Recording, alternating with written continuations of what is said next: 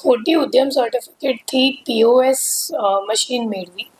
અને એ મશીન હરિયાણા ખાતે મોકલી અને ત્યાંથી ATM કાર્ડ ક્લોન કરનાર જે ગેંગ છે એમની સાથે મળીને જે સાયબર ફ્રોડના પૈસા છે એમને હેરાફેરી કરનાર ગેંગને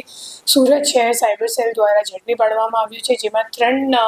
આરોપીઓને આપણે અટક કરી છે.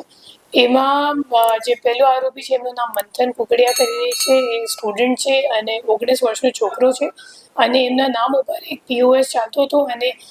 જે POSની ઉદ્યમ સર્ટિફિકેટ છે એ ફોર્જ છે અને જે ખરેખર જેની ઉદ્યમ સર્ટિફિકેટ રજિસ્ટ્રેશન જેના નામ ઉપર દુકાન છે તો એ મૂળ રહેવાસી પાંડેસરાનું છે અને એના નામ ઉપર મંથને ખોટી રીતે POS મેળવીને પછી જે POS મશીન હતી એ ઉદય જે બીજો આરોપી છે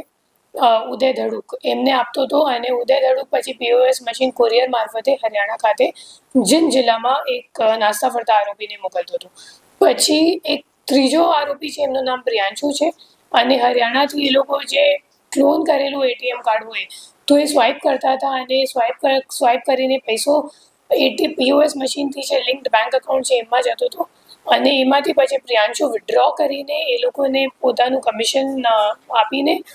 પછી બાકીના પૈસા રોકડ રૂપિયા એ લોકો કેશ ડિપોઝિટ મશીન મારફતે જે હરિયાણાવાળા આરોપી છે એમને મોકલતો હતો.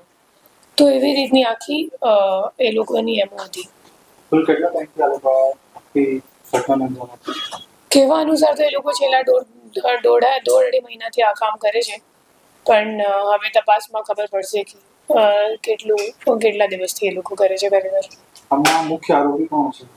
આમાં મુખ્ય આરોપી એક ઉદય ધડુક